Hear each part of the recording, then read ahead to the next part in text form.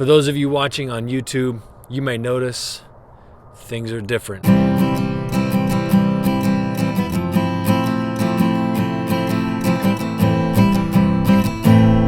Hey, welcome back to the podcast, ladies and gentlemen.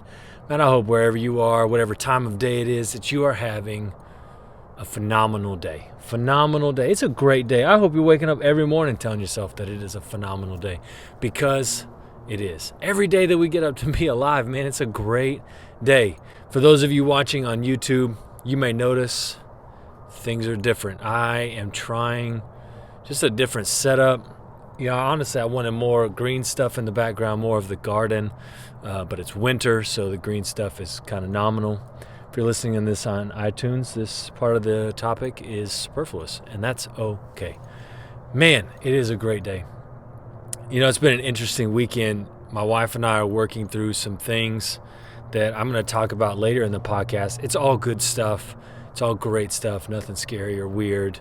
It's just, we're the type of people that are always talking about, like, how do we do life better? How do we get more out of our marriage? How do we get more out of our how do we give more? How do we give more out of our parenting? How do we do life to the fullness of who we created to be? That's what we're trying to do. So we're having some conversations about stuff that we're thinking about changing, and I'm really excited about it because I think it's going to help us do life to the fullest, which is the whole purpose of this podcast. So wherever you are, I hope you're having that. Now, before we jump into today's topic, all of the quick reminders.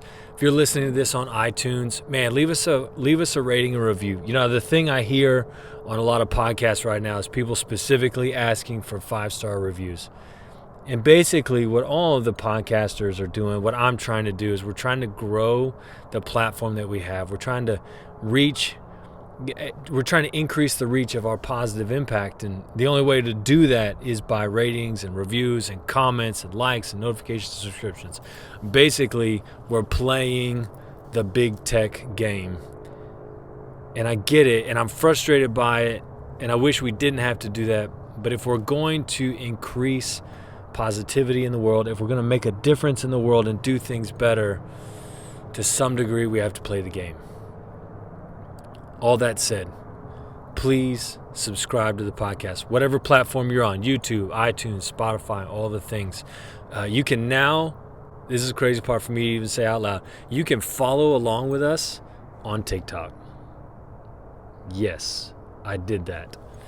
And it took a really long time for me to get to that place. I've been thinking about social media now for a really long time. Because on the one hand, I despise what social media does to our brains. I despise what it does to our kids. There's so much about social media that's wrong. And I had to really grapple with that for a long time. And on the other hand, there's so much potential for good if we could harness it in the right ways. If we weren't being treated like Pavlov's dog and learn to salivate at every ding or buzz or flashing light of our phones. Like, there's a lot of good that we could do. There's a lot of good, and I wanted to enter into that space. And I haven't been on social media in probably a little over 2 years, I think. And I finally made the decision for 2 reasons. One, I wanted to get on TikTok because the organic nature of growth there is possible. And 2, I just wanted to interject positivity into the world. Like, there's so much crap on TikTok, so much garbage, and so much misinformation on all sides about a lot of things. And all I want to do is interject some encouragement. I want to inject some inspiration into that space. And I want to help grow this podcast. And I recognize that as a business, TikTok has potential to help me grow this podcast. So I'm on TikTok. You can follow us along on TikTok on the Oak and Ember podcast. I'm inclined to do things slowly. So right now we're just on TikTok. Will we get on Instagram? Yes, I have a space holder there. I haven't done anything with it. And that's okay. When I feel ready for that, I'll implement that. Again, I'm encouraged by Thomas Frank's 1% rule. Like, I'm not trying to be the best at all forms of social media on all platforms. Right now, I'm good with TikTok. I can make 30 to second 1-minute videos and post those once a day. That works for me. So if you're on TikTok, follow along, the Oak and Ember podcast on TikTok. And as always, like, subscribe, and leave comments. Like, I know I'm not doing a very good job of giving, sentence stems, to use an educational term, for things that can be commented on. But I really want to see the comments below about how this stuff is helping you, or whether you disagree or agree or whatever. Community engagement is one way to help grow this podcast and to trick the YouTube algorithm into showing my stuff more, which is what I want, because I'm trying to help people do life better. So there's all of the business side of things for today, trying to get this thing to grow, because I love what I'm doing, man. This is good stuff. Now, let's talk about strengths and weaknesses today, because that's the whole purpose of the podcast. All that stuff beforehand, just, marketing, business side of things, and hopefully some encouragement, maybe some food for thought about social media. Anyways, today we're talking about strengths and weaknesses, and this came along out of a conversation that my wife and I were having this week about, what do you do with your strengths and what do you do with your weaknesses? How do you even know which ones they are? And I'm trying not to squint so bad because the sun is like right there and it's blinding me. And my setting for this podcast is, some might consider, a weakness. But how do you figure out your strengths? How do you figure out your weaknesses? And then what do you do with that? Because there's different schools of thought.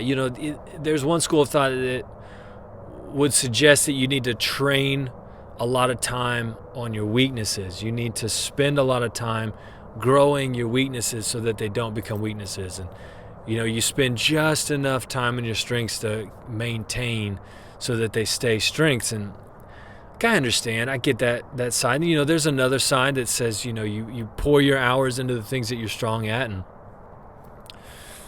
don't recognize what your weaknesses are and don't let them trip you up. And I get that side too. And I think there's a happy medium between both. And so first, how do you figure out what your strengths and weaknesses are? A lot of it is just reviewing the doing. That's an interesting way to say that.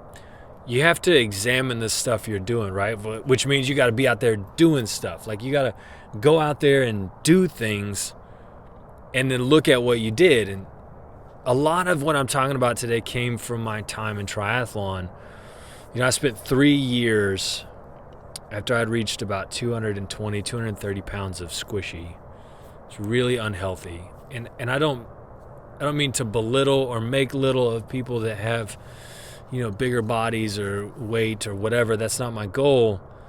But sometimes our physical presence is an outward display of what's going on our insides. And for me personally, on my insides, I was in a terrible place. And so I started doing triathlon. And after 3 years, 15 triathlons, a half Ironman, 3 marathons, 2 half marathons, a whole bunch of 5Ks and 10Ks.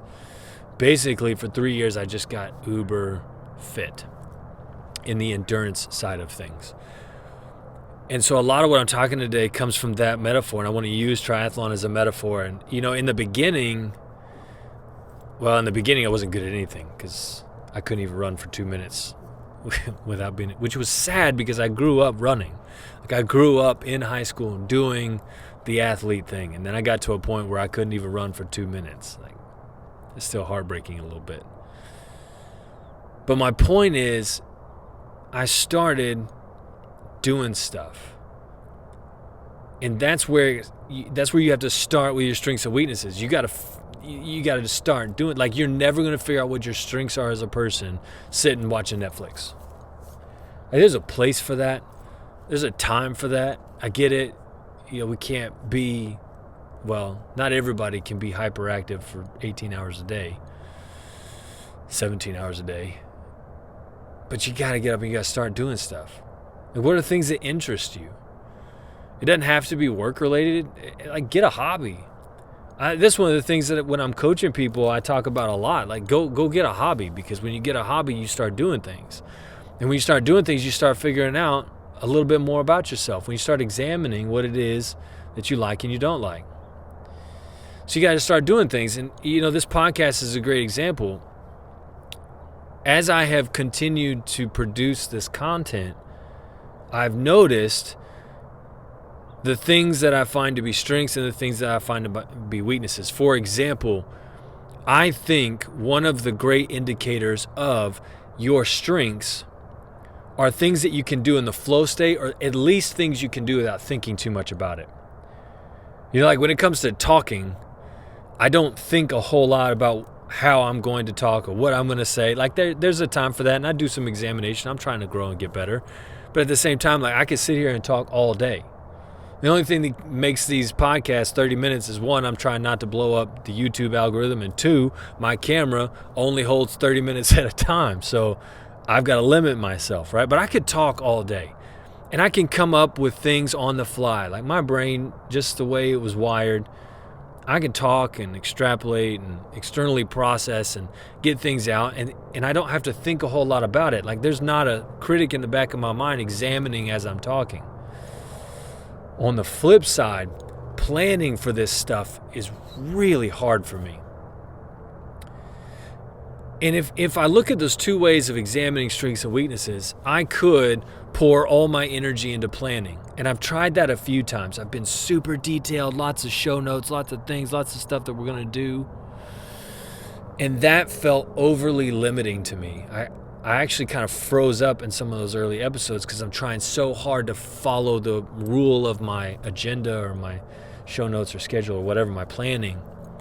And I lost some of the strength. And on the flip side, I've not planned at all for a show and just tried to rely on my natural strength of talking. And that didn't work either. So we're going to talk about, well, what do you do in that situation? But I want to re-emphasize, in order to find your strengths, in order to find your weaknesses, you have to get up and do stuff. Like even something as simple as just going for a walk. Go for a walk and find things about yourself that maybe you didn't know. So you're walking and, the walking part's not hard for you, but maybe the negative thoughts that come up in your mind while you're alone and you're walking, you look at that and you go, oh man, maybe that's a weakness. Maybe I have difficulty with negative self-talk. Oh my gosh, I don't know that I would have found that out if I stayed numb flipping TikTok videos. So I really believe that in order to find your strengths and weaknesses, you've got to get up and do stuff. You got to get up and get moving. So then what do you do? What do you do when you find your strengths and weaknesses? Here's what I think is the best approach. I think you have to utilize and work on your strengths to not just maintain them, but to get better at them. Chris Will X on his podcast, Modern Wisdom, is very eloquent, very well-spoken. You can tell he's thought a lot about the things, he's researched the things that he's talking about. And yet the guy hired a speech coach because he wants to get even better. He wants to improve his overall ability to speak. There's always opportunities to grow your strengths to become even stronger. You could apply this to going to the gym. Some guys, chest workouts are their strengths. Some ladies, arm workouts are their strengths. So go in there and crush an arm workout. But don't neglect leg day because you're not good at squats or deadlift or whatever.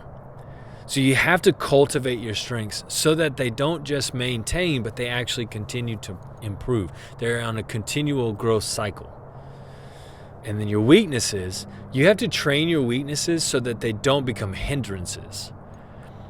See, there's a difference between, just trying to set your weaknesses aside. That's never going to happen. I personally don't think that your weaknesses will ever become strengths. I think, however, weaknesses can be the thing that keep you running and don't trip you up. So you've got to work on your weaknesses. So with the podcast, one of the things that I'm trying to do is I'm trying to plan enough to create running lanes for myself so that I can then continue to do the things that I'm good at, like externally processing my thoughts. I don't know that I will ever be a sufficiently organized planner for this podcast, but I know that if I don't plan at all, that's going to trip me up and I'm not going to do this stuff well. Like I have to sit down and think through what I'm going to do for the day. Even this setup that I've changed took a lot of thought and planning. But not so much planning that I couldn't experience it and keep doing the things that I like doing, like having nature in the background. So you have to train your strengths so that they become, not just stay the same, but that they continually grow. And then you have to work on your weaknesses. You have to devote time to your weaknesses so that they don't become hindrances to you living life to the fullest. But all of that, when it comes to working on your weaknesses, starts with acceptance.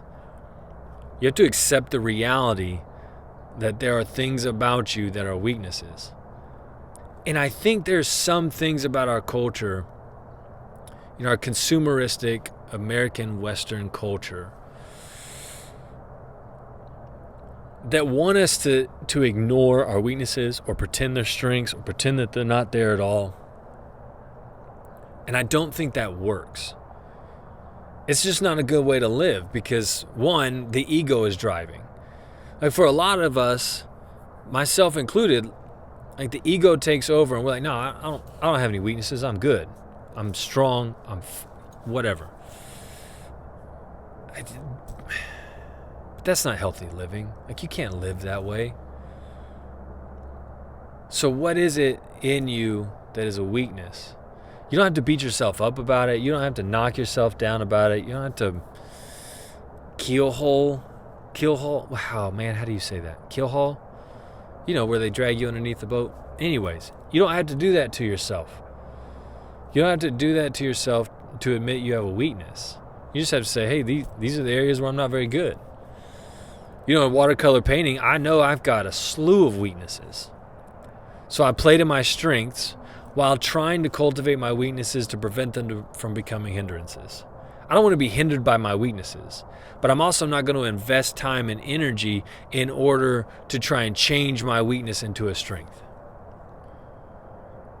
So maybe that's a place to comment below. Why do you think it's so hard in Western society for us to admit that we're flawed, to admit that we have weaknesses, to admit that there's things about us that aren't great? And why does it feel so easy to beat ourselves up about those things? If you've taken journaling seriously from one of the past podcasts, maybe this is a place for you to journal. Why do I have a hard time accepting my weaknesses and working on those? On the other hand, some people need to work on cultivating their strengths and accepting the reality that they're good at stuff. I think that's another interesting place where we as a society struggle sometimes. Like, we get this false humility of like, well, I'm just, I don't really have any serious strengths. I'm just, I'm just kind of mediocre about everything. I don't think that's natural, and I don't think it's good for our soul. You've got to be able to say, hey, these are my strengths. These are the things I'm good at. When you walk into that business meeting, you need to know, hey, this is what makes me a valuable part of this team. When you walk into your organization, you need to know, hey, this is the value that I bring to the team. This is the thing that maybe I do that nobody else does this well. And it's okay to say that. Like, it's okay to say, hey, I've got some strengths. I'm good at some stuff. Not boastful, not arrogant. You're not the guy like, hey, man, I'm awesome. Look at all my awesome. You don't have to be that. But what is it in you that you are genuinely flow state good at? That you can do and time passes without even thinking about it. I love my wife to pieces. She is this amazing creator of spreadsheets. And I think about that, and I have no desire to be good at making Excel spreadsheets like my wife. However, when it comes to budget time, when it comes to family finances, when it comes to just family information in general, man, her ability to just like make these things so useful is a blessing. And that, some people might think, well, that's not very much of a, well, okay, that's fine. You can have that opinion. But for me, that my wife's strength in that area has benefited our family tremendously. So don't be afraid to accept that you have strengths, that you bring value into the communities and the organizations around you. It's good to know that. It's good to cultivate that so that you can continue to bring those strengths into where you are. And I really think if you'll take that approach, if you'll look at, okay, I've got these strengths and I've got these weaknesses, and I'm growing these so that they become even stronger and even better, and I'm working on these so they don't trip me up in life, then you can be a well-rounded whole human being. You can become more self-aware. You can become more influential. You can become more valuable to your organization or your business or your family or your community. It's worth taking the time to explore this idea. And I believe if you do, it will make your life better. Better in the sense of you walking in the fullness of who you are as a man or a woman. And that's a good thing. It's a great thing. So that's it for today. Get out there, do some stuff, find your strengths, find your weaknesses, work on both of them, and continue the journey of becoming more and more who you were made to be. I hope you have a great, great rest of your day. And until next time, get out there and live life to the fullest. Cheers, guys.